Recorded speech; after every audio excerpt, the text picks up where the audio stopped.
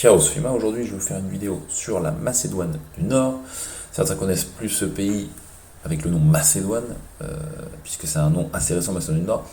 Et avant de vous parler un petit peu de ce qui s'y passe, puisqu'on m'a envoyé des liens par rapport à des manifestations dans ce pays qui sont principalement à Skopje, mais pour vous expliquer en fait ces manifestations, je suis obligé tout de suite de partir de l'histoire, on peut dire récente du pays, puisque c'est vraiment de ça que découlent ces manifestations, en réalité qui sont évidemment liées aussi un peu toujours à un ras-le-bol, je pense lié à l'inflation également, même si c'est pas décrit comme ça. Alors, ce que vous voyez ici, c'est la Yougoslavie à l'époque, donc au 1er janvier 1991. Donc moi je suis né yougoslave puisque je suis né dans les années 90, et donc c'était ce territoire-là également dont je dépendais administrativement. Et dans ce territoire, donc, vous pouvez voir quelles sont les républiques actuelles qui composaient à l'époque la Yougoslavie: Slovénie, Croatie, Bosnie, Herzégovine, Monténégro, Serbie et Macédoine. Alors, la Macédoine s'appelait Macédoine, comme vous pouvez le voir, au sein de la Yougoslavie, qui était un pays qui s'appelait la Yougoslavie. Donc, ces républiques formaient finalement un peu des régions, voilà, avec une certaine autonomie pour toutes ces régions. Alors, la Macédoine, quand la Slovénie s'est barrée, après il y a la Croatie qui s'est barrée, la Bosnie-Herzégovine ensuite, la Macédoine pas très longtemps après, enfin, il reste plus que la Serbie à la fin, qui est finalement aujourd'hui la Serbie, mais la Macédoine, quand elle est sortie, ça a tout de suite posé un problème, puisque la Grèce, dans son histoire, considère que la Macédoine, c'est grec.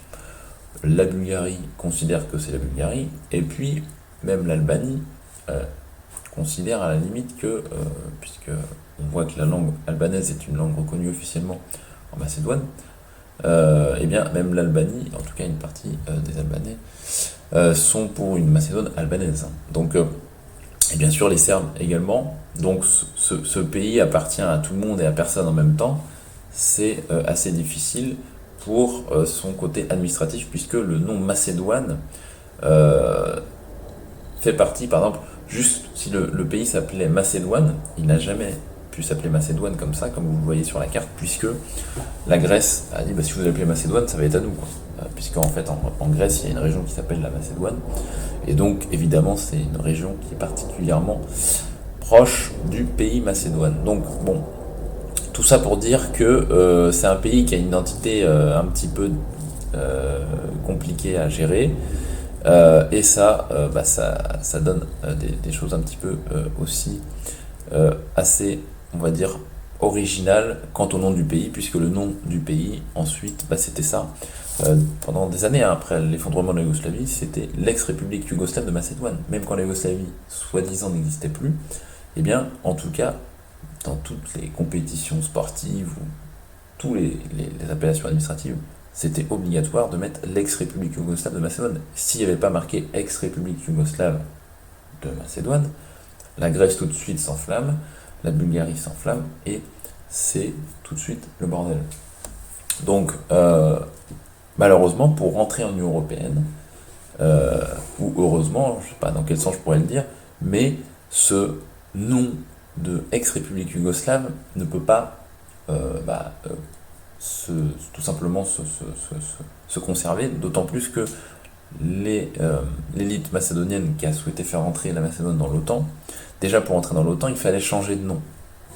Parce qu'on ne peut pas faire entrer quelque chose qui s'appelle yougoslave dans l'OTAN. Ça, c'est pas possible idéologiquement pour les atlantistes. Donc, il fallait que yougoslave soit enlevé, ce qui a été fait. Donc, ils ont trouvé une solution, ça n'a déjà pas plu du tout au peuple, d'appeler ce pays Macédoine du Nord. Et donc, voilà le nom actuel, Macédoine du Nord. Et c'est comme ça que vous pouvez voir actuellement le nom du pays sur les plaques d'immatriculation ou dans les compétitions sportives, etc. etc. Donc ça, c'est l'appellation. Donc c'est un pays qui finalement est assez instable au niveau de son nom, puisque là on est maintenant en Macédoine du Nord, mais tout de même la Bulgarie, l'élite bulgare ne reconnaît pas la Macédoine du Nord comme un pays on va dire, à part entière, c'est-à-dire que la Bulgarie, dans son, dans, dans son ensemble, ne reconnaissent pas la langue macédonienne, ne reconnaissent pas presque, je dirais, la culture, pour eux c'est bulgare, etc. Enfin bref, donc il y a vraiment, pour l'élite bulgare, ce n'est pas une république, un pays tout simplement à part entière. Donc c'est évidemment un problème pour intégrer l'Union européenne, puisque on parle d'une Europe des nations, et donc pour intégrer une nation, il faut que tout le monde soit d'accord, et notamment la Bulgarie, qui a posé son droit de veto contre l'entrée euh, de la Macédoine en UE, et donc elle a décidé, en tout cas les élites, puisque les gens ne décident rien, ça c'est la base, hein, mais l'élite politique a décidé d'enlever son droit de veto, ok, pour qu'elle puisse éventuellement maintenant avoir un statut de candidat pour pouvoir négocier et peut-être rentrer. Bon, peut-être avoir son petit cadeau de Noël pour rentrer un jour, on ne sait pas quand. Bon.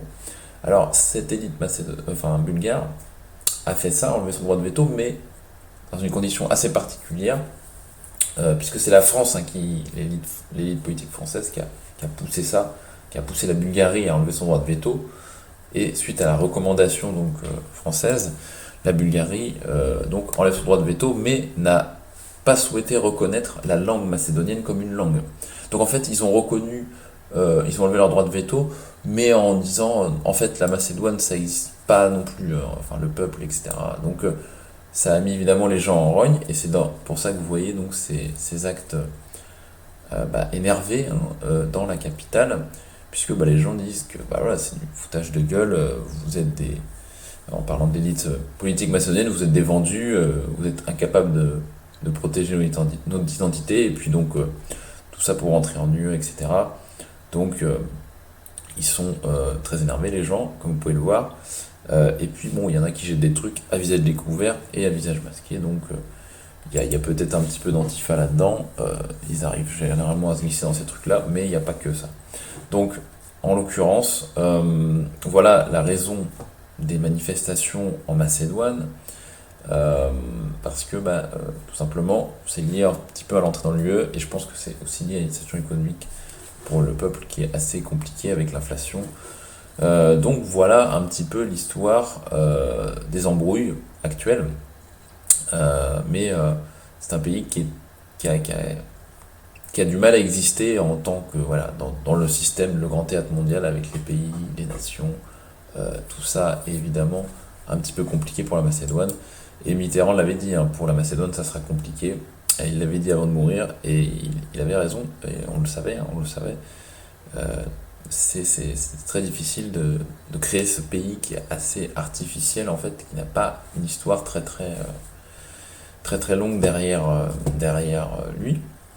Donc voilà un petit peu, mais sinon c'est un très beau pays que je vous invite à visiter, notamment Ohrid, un lac qui est extrêmement grand et qui pourrait s'apparenter à la mer, hein, carrément, qui est partagé entre l'Albanie et la Macédoine du Nord, et puis donc la capitale Skopje, sympathique d'y aller faire un tour, mais enfin je ne conseille évidemment pas d'y aller en ce moment, tout comme je ne conseille pas d'aller actuellement à Tirana, vu qu'il y a des manifs contre les prix du carburant, et enfin de l'inflation et tout le bordel, puisque l'Albanie a un des prix de carburant les plus chers de la région, alors que c'est loin d'avoir, c'est pas le pays qui a le meilleur salaire du tout de la région, donc vraiment le carburant est plus cher qu'au Monténégro, je crois, c'est hallucinant.